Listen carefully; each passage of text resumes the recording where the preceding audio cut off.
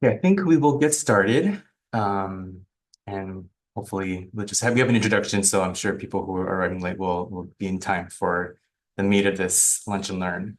My name is Nick Norimoto. I'm the University Budget Director. I'll also introduce my Associate Vice President, Dr. Tony Jake. She is also on the call as well. And Dr. Jake, do you have anything to say before I go for it? Hello, hello. If anyone who hasn't met me, nice to meet you virtually. And I'm sure we'll be seeing each other more soon if I haven't already. Thanks, Nick. Yeah. So thank you all for taking the time out of your lunch hour to join this budget lunch to learn. We do appreciate you taking the time. Um, Especially I know just with a lot of the budget discussions that are being had on our campus in the CSU. So we just appreciate the time, and I know we want to have like a collaborative and participative kind of experience when it comes to budget, especially with just how things are going. Um, I will say, Vicky, if we want to start recording now, that would be great. I don't know if it's paused or not. So then this will be recorded. Also, this presentation that I'm going to be displaying for everybody will be posted on the budget website. We did have a participant ask about that, and we will make sure to notify the campus that, the information is going to be out there.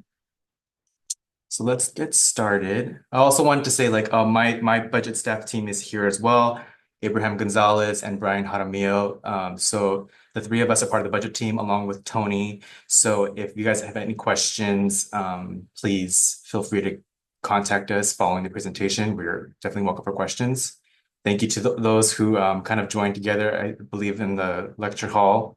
We have a lot of representatives, so we thank you. So just to begin of what Budget Lunch and Learn is, we've been having, as far as my time here, we've been having a series of conversations on our campus to discuss the background and health of budget here at Cal State Dominguez Hills. Uh, I believe we've kind of started this series, and speaking of, the history, we're going to be kind of going over timeline and kind of where that started, but we started this series and we've kind of discussed different topics when it comes to enrollment and enrollment, budget, even like one-on-one things, but today we're going to be discussing kind of a 5-year historical fiscal timeline and how recent budgetary decisions have impacted CSU DH. The reason why I want to have these topics is there's been a lot of work that's been happening in the past few years. In the past 5 years, there's been a lot of things that have been impacting our campus budget. And throughout the 5-year, especially throughout the past couple of years, our campus and our leaders, everybody here on our campus have made budgetary decisions, and that has resulted in certain impacts to the campus. So we want to make sure that the audience here and anybody who will be watching this later on is aware of just that narrative, that story of what has been impacting our campus budget, as well as some things that we are facing on our campus. I will be going over also just in summary, just like what we've done and then like where we are and what we are kind of doing right now to kind of put it at a high level thing. So and then also too, we have at the end, there'll definitely be time for any questions that anybody may have. So before we kind of get into like, there's going to be a lot of information on this, so I apologize if this is going to be a little too crazy, but I kind of wanted to make sure we have a well-rounded. So I wanted to kind of go over some definitions of some terms that are going to be used as we discuss budgets. So the first thing is AADHT. For those that aren't aware when it comes to like the finances, this is our Dominguez Hills operating fund, our main general operating fund funded from state appropriation or the money we receive from the state, as well as student tuition and fees. So this is our main operating fund that is supporting state-supported instruction, related programs and operations. I've had a question about why AADHT, and this is an opportunity for me for what I understand it as, is that DHT is Dominguez Hills Trust, because back in the day, it used to be kind of the trust fund. And then AA is just because those are the first alphabet, kind of sequentially, we needed 5 characters. So they put AA in front of it, in case anybody was curious. The next term is regarding enrollment. So we want to distinguish between full-time equivalent students or FTES and headcount. So when it comes to FTES, it is the enrollment value, but considering student unit load. So as you know, all of our students on our campus enroll and register in a certain amount of units based on their time and things like that. So based on how many units they've enrolled, kind of gives us a numerical value of what their FTE is. So if they only enroll in 6 units, I believe, or so, that's a half FTE as opposed to a full-time student that would enroll in 12 units. But headcount is, the individual students that we are referring to. So you will notice that those numbers are very different. And when it comes to things like revenue and budget, we're referring to both of them because headcount, each individual student may pay a certain fee. But when it comes to full-time equivalent students, that is what our chancellor's office is really referring to when it comes to state-supported funding for each of our students as a full-time equivalent. When it comes to base, I also want to distinguish between base and one-time regarding funding as well as expenditure. So base is another word for permanent or ongoing uses, and it refers to funding, fixed costs.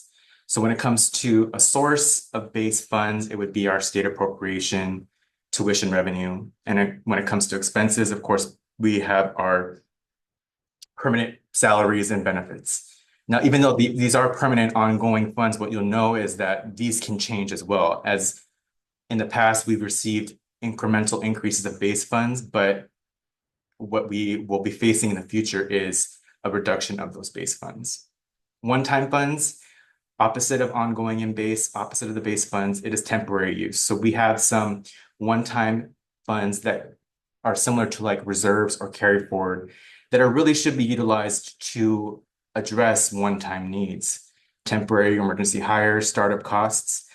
But as we have developed strategies for budget, especially during this kind of convergence of kind of a hard time right now, we're utilizing one-time funds as a bridge to cover base expenses.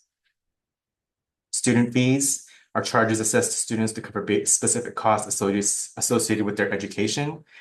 So as opposed to, in addition to tuition, there are other student fees that our campus assesses to students, like our student success fee, our student health services, ASI, local student union. So like all of those individual fees cover specific costs related to that fee. And then lastly, when it comes to budget, wanted to briefly mention the XYZ enrollment rebenching formula. Now this is, according to this definition, it's what it says is the CSU enrollment target and budget reallocation plan to achieve or exceed system-wide targets. The movement of enrollment targets and associated ongoing resources among CSU campuses based on resident enrollment levels. So each of our campuses has a specific resident target when it comes to enrollment.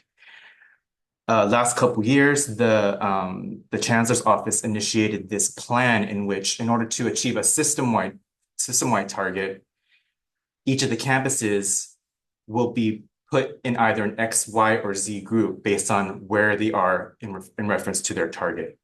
If they're below their target by a certain amount, 10%, they're going to be a campus in which funding will be removed from those campuses and put to a campus in the Z group, in which those campuses are reaching target or over target. The Y group is kind of in the middle where they're under target, but they're within a threshold, so they won't be receiving or being taken away any kind of general fund support.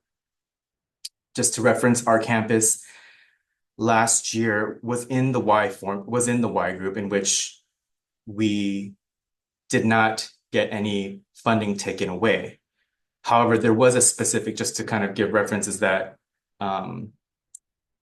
although we did receive enrollment growth dollars last year, we made a decision among our leaders to not touch that funding because if we did not grow, that would be swept, which it was.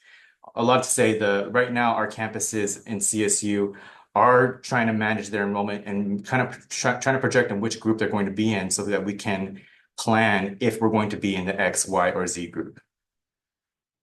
as of right now, from what I understand with enrollment, we've kind of are kind of hitting the same amount of enrollment as last year. So we should be in that Y group in which we shouldn't be taking funding away. But that's just where we are right now. There could be a lot of changes that could happen in the few months that we are in. So this is a timeline that we've created, and kind of the first topic that I want to go over as far as the lunch and learn, that really kind of tells a story of, where we were about 5 years ago, what has been happening that affects our campus and in terms of budget, and some of the decisions that we've been making when it comes to the budget as well. And my VP and Dr. J, my AVP, it was a great idea for them to kind of wanting to create this timeline so that we can kind of show and remind the campus and our leaders that we've done a lot of work and we've been impacted by a lot of different things, that we can understand why we are where we are right now. So I'm going to, hopefully this works, and zoom in, kind of zoom in. So hope everyone can see kind of zooming in. I'm going to kind of go through a lot of the boxes. So to start 5 years ago in 2018-19, when it comes to our campus enrollment, our leaders established a base because we were at a time of growth that we wanted to hit the 15,500 headcount, as far as that was our goal each year. And that was a goal that was above our chancellor's office target. So it was a 15,500 headcount, roughly 12,300 FTES. As you can see in relation to that, the kind of, I mentioned that it's above our CO resident target. Here is a list of all the targets that we've had over the last 5 years. It really was at that point, even though we were reaching 12,300, our target was only 10,825. So that means we were, as a goal, our campus was enrolling above the target and trying to utilize that enrollment to kind of expand our university. And as and it kind of went through as the fact that because our campus was enrolling above our campus CO target, as the CSU was getting more enrollment growth dollars, our target was increasing and additional funding was given to us. But what we want to mention here is when it comes to the CO resident target, I'm going to try and you'll see is that between those years here on this next bigger box is what our actual enrollment was performing. So what you can see is from 2018-19 to 21-22, you'll see that the enrollment grows up until 2021, a dip in 21-22, but it was still above our CO resident target. But what you'll see is that at 21-22, it was reaching our campus. Remember the 2018-19 campus target of 12,300. Finally, at 22-23, we saw a huge decline of our enrollment. It was below our CO target and below our campus target. So that means that we were expecting enrollment to maintain, but we weren't collecting the tuition dollars to reach it. So enrollment surges during the COVID-19 pandemic. Following 2021, enrollment declines below CO and campus targets. So because of that, we were essentially budgeting above our means, above our enrollment. So we decided to initiate that conversation with the campus community, with what I would say is the first major budget lunch and learn that I've been here on this campus. So on May 4th, 2023, we had we teamed up with our enrollment group, both in enrollment management as well as institutional research, to provide the campus community some transparency about what enrollment, how it's been performing, and how it's been impacting our budget. Because we want to have that conversation that because enrollment has been declining, we need to right-size our budget. We need to right-size that campus target more appropriately, which means that we have to reduce our spending, reduce our base budgets amongst the divisions. Last fiscal year of 23-24, we received additional enrollment growth. But again, I had mentioned before, even though we received it, we had to grow that certain amount, and if we did not, which is something that we were expecting to continue to decline, those funds were swept. So we did not attribute to any base expenditures to those dollars. Following that lunch and learn conversation and the continued conversations about enrollment and budget, we exercised a 6% base reduction amongst the divisions, equivalent to about $6.9 million in order to right size the campus-based budget. So that was effective last fiscal year, beginning of the year. And what we wanted to do is, that's a huge, feat and change for our campus, for all of our leaders, for all of the divisions, because we had to reduce spending. And a lot of that, as far as the impacts to what that reduction is, I'm going to go over the impacts of budget kind of later on of what that looked like. But we continued transparency with the campus. We wanted to have those conversations that matters, continue lunch and learns, to make sure the campus is aware of what that budget reduction looked like as far as 23-24. In addition to the right sizing when it comes to enrollment, we were still having huge conversations at the chancellor's office and the CSU state level. So part of that involved, compensation increases when it comes to all of our employees, all of our staff and faculty here on our campus, and the entire CSU system. And when it came to those negotiations, what campuses were instructed was that we're preparing to give these raises to our employees, but universities are going to have to cover a portion of it. So universities must fund a portion of the comp increases for 23-24, 24-25, 25-26. So usually in relation to compensation increases, we have enough state funding to fund what those increases are going to be. But with the conversations, campuses were instructed to prepare that you will have to fund it. And what that means is for our campus to prepare base budget reductions. And what we did is we decided to make that effective this fiscal year in order to fund increases for 23-24, 24-25. I know that's like a lot of technical and a lot of information. I will echo what the president says is that, this is not in relation to what, our staff and employees all deserve. That's something that everybody deserves as well. We deserve to get those increases. When it comes to the budget and what we are facing, that's just something our campus had to be aware of as far as making decisions for that. Here, our target beginning this fiscal year. So when I mentioned that our enrollment growth target increase, we were expecting it to be swept. That is what happened in this fiscal year.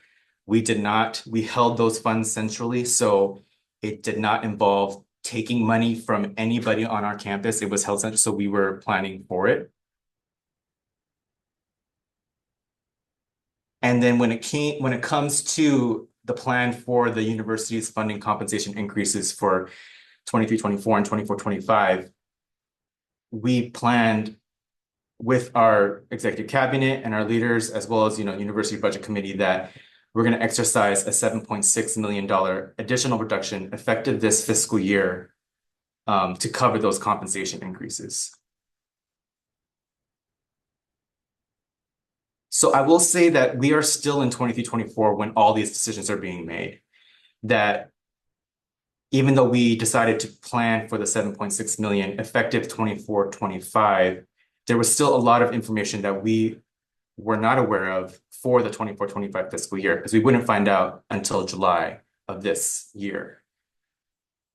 Finally, to this next box where we received the budget allocation memo for 24-25, part of that included a $75 million reduction one time. So although we received additional dollars from the state, they swept some of it. In addition to other mandatory expenditures, we had to reevaluate our initial phase of $7.6 million reduction and have to cover that additional shortfall when it comes to the $75 million sweep, as well as other mandatory expenditures. So as we began this fiscal year and what our divisions are working on right now, as far as what we're saying, the third phase for 24-25 is that an additional $4.5 million budget reduction had to be exercised for this fiscal year. A lot on the timeline. I know I'm sure there's questions. Maybe I'll take a pause and see if there's any questions that we can answer now. If so, that way people can kind of digest all of that. Any questions? I'm not seeing any.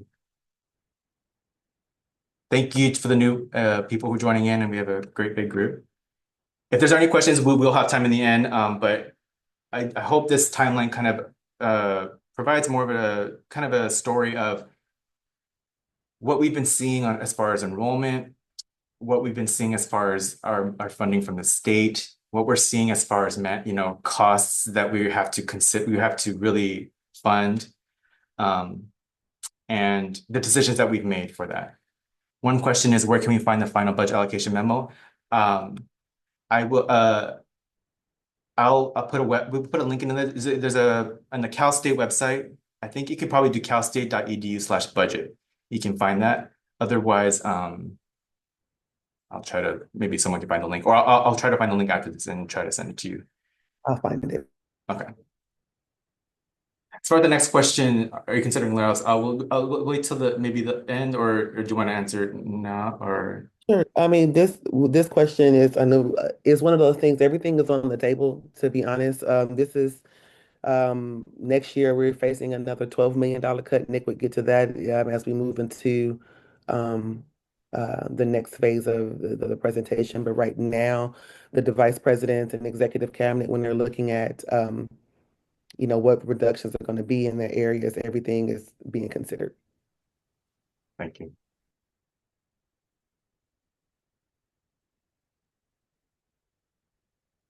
I'm gonna wait until we answer maybe the questions towards the end, so we can kind of get to the content first, or what do you think, Tony? Or yeah, I'll answer some in the chat too. okay. So, kind of going along with the timeline, and what we wanted to not scare our audiences and scare our staff here on our campus, but we want to just really have a sense of just the reality that we're facing, and not just our campus, but every campus. So, the term that we've been using is convergence. It's kind of a vortex of a bunch of things that are all impacting our budget currently at this time right now, and it's something that we haven't, I don't believe we've faced in decades, I would say. I'm not sure, but one of the things is the declining enrollment. So that's something that we saw, our targets were kind of in different places. We've set campus targets above the chancellor's office, and then our enrollments were declining. We're also, as far as enrollment too, we're also considering what it looks like amongst the other CSU campuses, because if we are not reaching target, our funding will go to another campus. Funding shortfall for compensation packages. Again, we know that staff and faculty are, deserve the increases that they receive, but we are in the midst of a funding shortfall when it comes to making sure we fund those increases, because those are base ongoing costs. Governor's compact changes. Again, I'm going to echo what the president had mentioned in a previous meeting, is that it's kind of like a seesaw in which we were getting a bunch of different information just between January and June of this past year.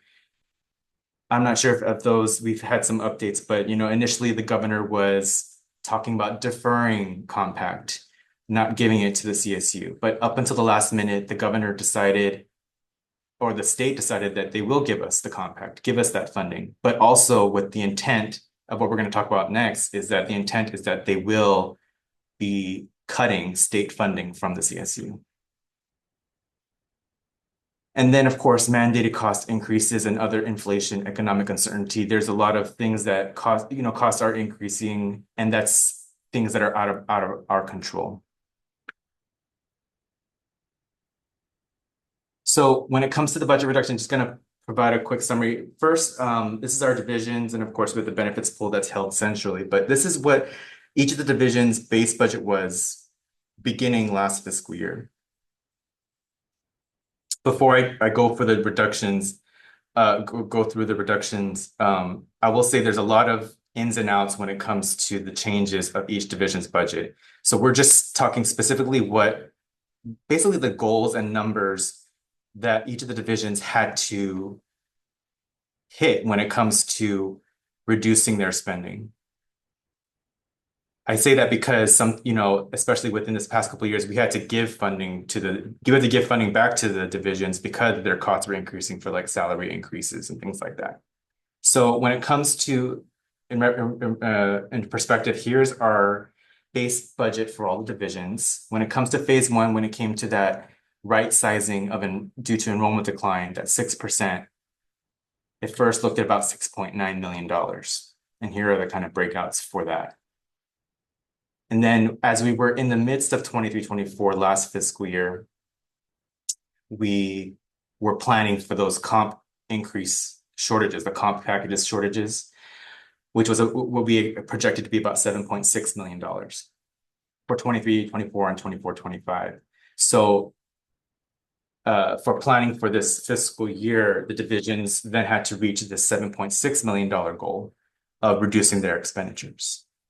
And then as we began this fiscal year of 24-25, due to that $75 million one-time decrease due to other mandatory cost increases in which you'll see in the budget allocation memo, there was still, and also due to more enrollment right sizing, because even though we had some right sizing done, our enrollment continued to decline. So there was still that gap as far as our tuition revenue meeting the right goal. So that resulted in another $4.5 million reduction. So that was in the timeline as well. But here are those three phases that we had mentioned. And if you think about where we started in the orange on the left, total reduction equivalent to about $19 million, including in our benefits pool. So, it's just it is just going to be a significant hit. And I don't know other way to say it, but significant hit to all of our operations, every division, and it impacts a lot when it comes to how we operate as a university. Just in pure straight relation of dollars that all of our divisions had to think about reduce spending to what their total budget had started out with. We've been talking a lot about compensation, so I kind of wanted to provide again, how we got to that 7.6 million. This was something that I believe, we've shared a lot throughout the last fiscal year in different conversations that matters and lunch and learns. But this is the projection that we were given when it came to that funding shortfall. So our campus, you'll see, is that 4.25 million and 3.388 million was for the expected compensation increases for 23-24 and 24-25. So in total, that was $7.6 million that we were trying to hit as far as the goal in reduction. Keeping note of that, I wanted to just give an update of what that looks like as far as our actual costs. So when it came to 23-24 costs, it totaled to about $4.1 million, which is about $130,000 below that projection, which is great. We had, with our reduction that we did in phase two, we were able to cover the gap, close the gap for 23-24 compensation increases. And what we needed to do is just address moving forward. But then, of course, we are still in the middle of processing all of our salary increases for 24-25.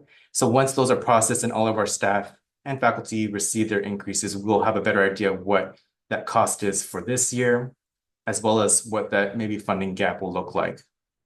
But that's still, again, to be determined.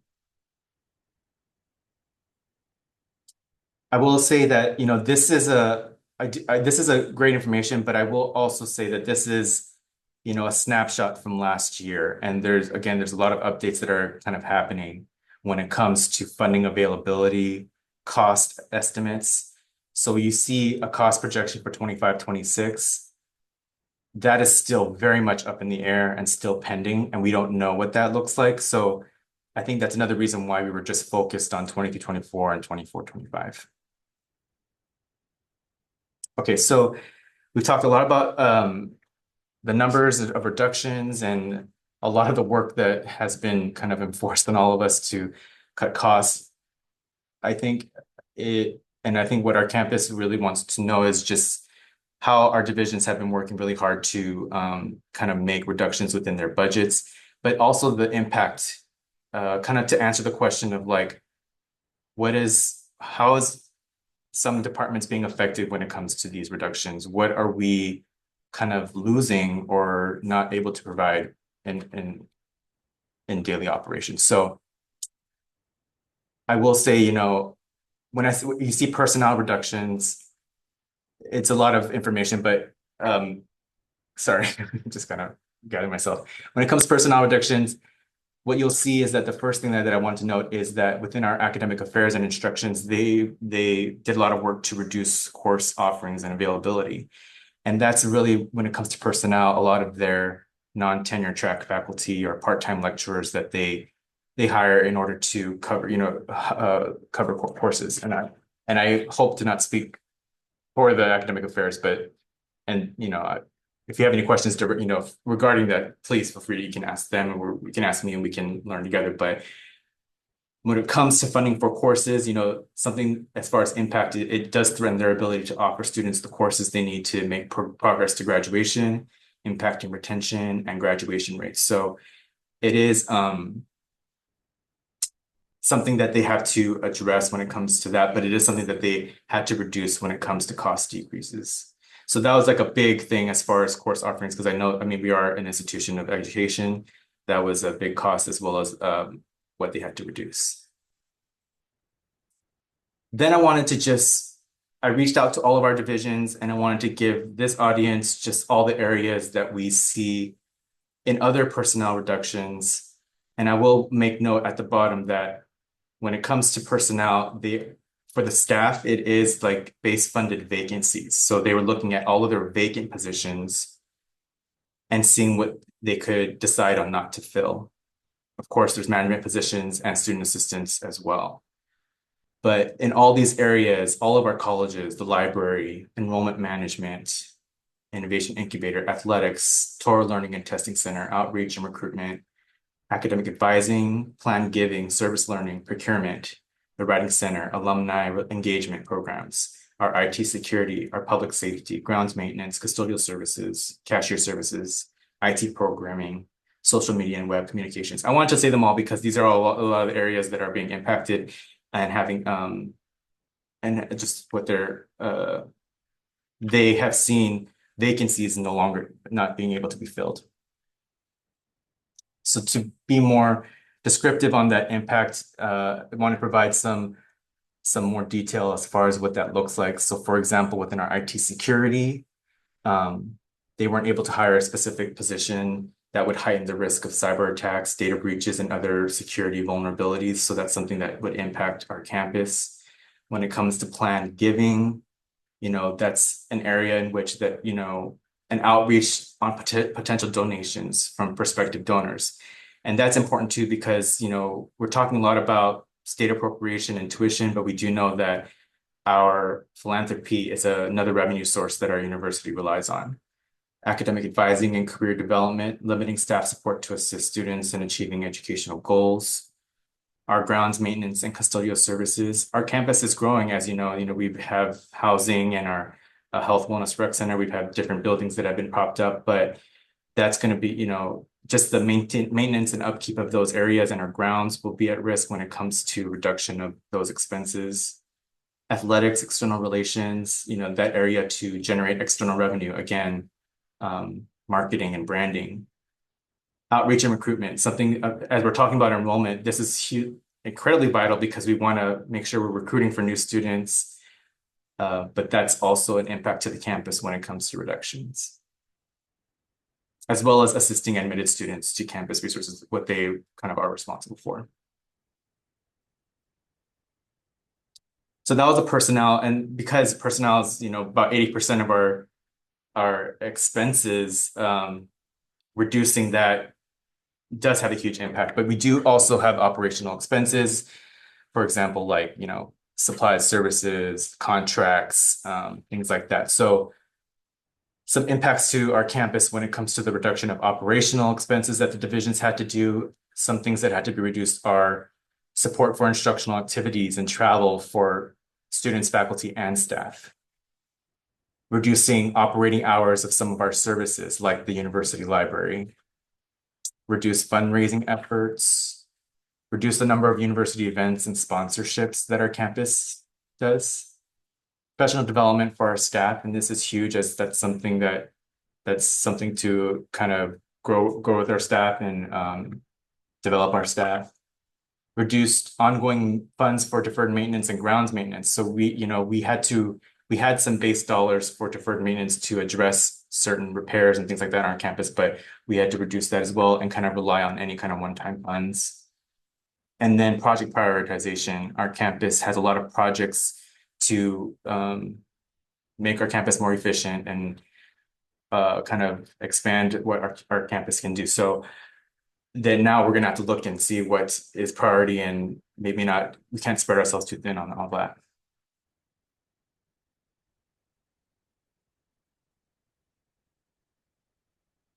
All right, kind of pushing towards the end. So 25, 26. So just so you're aware, the conversations that we've been having are all just to address where we are right now for 24, 26, 24, 25. But we are already having conversations. We're working with the chancellor's office on the 25, 26 budget year. I'm not sure, but last couple weeks ago, the Board of Trustees did meet to discuss the budget, just to talk about what they're submitting to the governor and to the state about the CSU. And in summary, before I kind of go through the information, it's really to address the intent that the state is going to cut the CSU. And that's just a flat out what the result is. But, it's also to let them know where our gaps are going to be, because we want to invest more. But we are the thing is, we are being instructed to plan when it comes to budget planning, is that we have to plan for this reduction. So again, the Board of Trustees met to discuss a budget request. However, and what you'll see is that the budget request outlines both mandatory or inevitable costs, but in the presentation, they also want to talk about aspirational investments that they want to sustain. But the state leaders did want to express their intent that the CSU is going to reduce their budget by 7.95%, or $397 million. So even though we're talking about a lot of line items and a lot of priorities and things like that, the campuses are being told that the CSU is going to be cut. So that's just, regarding that. So when it comes to the request, they separated out between baseline commitments, so things that are going to happen inevitably. Next year, we are going to have a tuition rate increase, but with that comes a portion of that, a third, I believe, or maybe 25%. I apologize, I don't know off the top of my head, but a portion of that will go to our state university grant program. So financial aid for our students.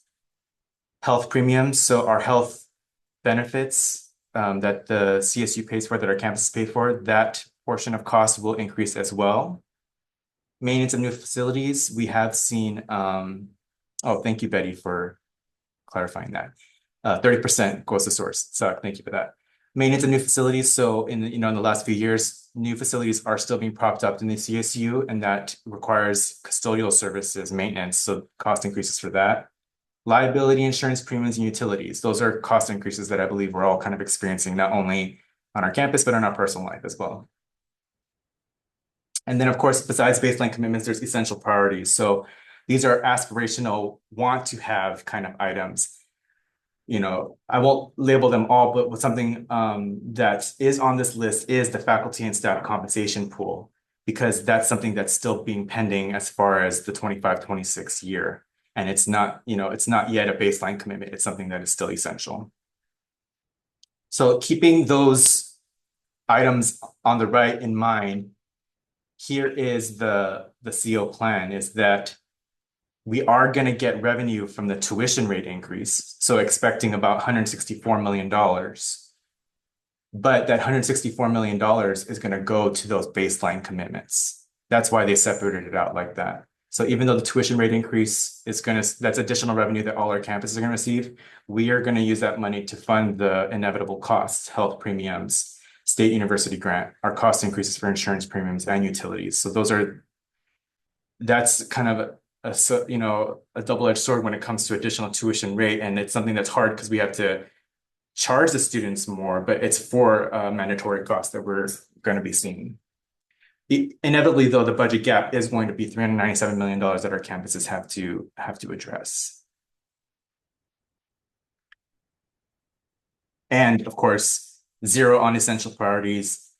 For planning, we don't know what that looks like. That may change, but as far as planning purposes, we can't consider the essential unless because we are still going to have that budget gap of the $400 million reduction.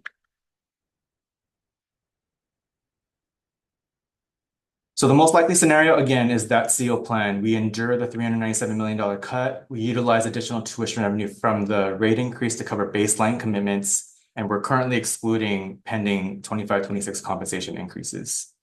So when it comes to a breakdown of what that looks like for our campus, I showed this kind of chart to our cabinet, and it kind of gives a breakdown of that, even what it looks like, even with the tuition rate that we're going to be seeing, that our portion of that 397 will be about $12.6 million. And that's something that our campus will have to reduce from our base budget. These projected percentages, you'll see there's a lot of differences.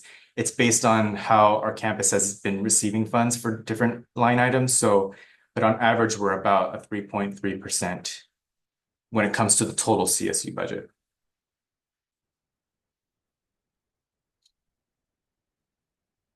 So as we conclude, kind of just want to, again, in the beginning, I kind of expressed, want to explain, here's what we did. So just to summarize, we exercised budget reductions to address right-sizing the campus to appropriate enrollment levels. We budget reduction to address the university-funded portion of compensation packages for last fiscal year and this fiscal year, and then mandates due to the state of California compact funding. Our strategy was to cut base, vacant, and funded staff positions, cut management positions, reduce our non-tenure track faculty pool as those course offerings, and of course, operational expenses, reduce spending. Here's what we are and what we're doing right now. We're having this conversation kind of to echo, again, the president's email that he sent out, I believe a few weeks ago, is that we are, as the budget team, Dr. Jake and my team and ANF and of course our VP Wallace, we're trying to engage with the community, have this conversation, discuss, hopefully maybe there's time to discuss or exchange ideas, provide transparency and collaborate, because that's something the conversations we're constantly having with our cabinet, with our leaders here on our campus, in order to address what we're going to be seeing next fiscal year. Of course, monitoring updates from the state of California and Chancellor's office. So I just had a meeting with the Chancellor's office yesterday with, all the other budget officers in the system. And, the information that I provided is, what we're planning for is that $12 million reduction. And that's just, we have to update, they sent the budget request to the state. Our people in the chancellor's office are going to talk to state legislators, talk to the governor, they're going to continue to lobby for the CSU, but we're not, we're one state agency in this California state, and we're not the only one that's, having to deal with these budget reductions. So it is kind of a reality that we have to face. Thank you for that for sitting through that. I know there's a lot of information. Are there any questions, or Dr. Jake, were there any questions that I can kind of answer? I brought up, someone brought up a good question about the compact. Can you just give a high level of what that means, like the government Thank you. compact? Yeah, I'm sorry that I should have provided more information. Yes, the compact was basically an agreement that the CSU had with the governor, with the state, starting, I believe, 2 years ago, that for the next 5 years, our ongoing state funding would increase by 5%. It was an agreement. So every year we get an incremental increase of ongoing funds. And it was kind of like a guarantee. I don't want to say that word, that sounds bad. That sounds too generous, but it was a kind of guarantee that a compact agreement that we receive incremental increases of general fund.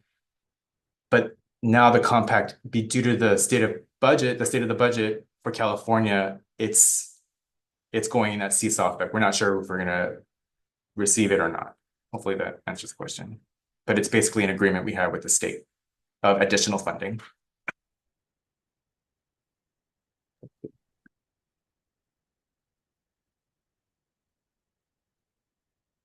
Anybody else? Any other Oh, questions?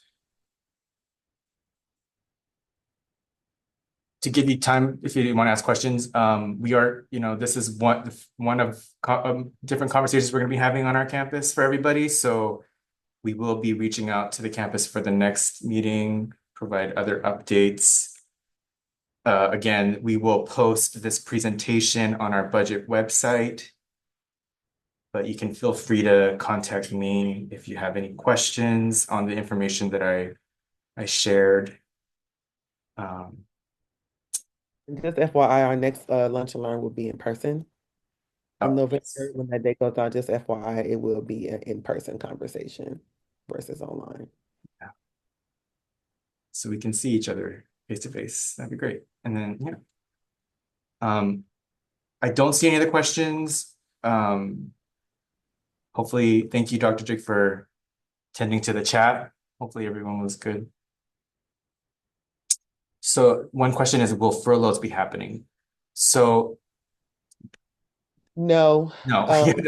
there has been it has been something that was brought up at the chancellor's office, and but that to that question, no, furloughs won't be And happening. just to kind of provide furloughs, it has to be, a system-wide agreement for it to happen. And also it's a temporary fix when it comes to cost savings, because we can't have a permanent furlough. That's not something we can do. So no.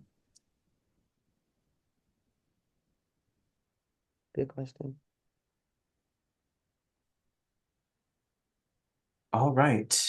If no other questions, we thank you for I think I answered that one earlier. So as far as the layoffs, that it would be everything's on the table. So there's not an official yes or no. I know everything is being considered by executive cabinet and the chancellor's office. So everything's on the table right now. Thanks, Misu, for the compact, and we can share it. Misu just sent me a copy of the compact, and we can share it out oh, from great. our campus. So Thank you, just Dr. Chung. thank you, Dr. Kim. No problem. Okay. Great. Anything Well, else? thank you. Hopefully give you back your 10 minutes. Thank you for joining. We'll see you on the next meeting and have a great afternoon and great weekend. Thank you.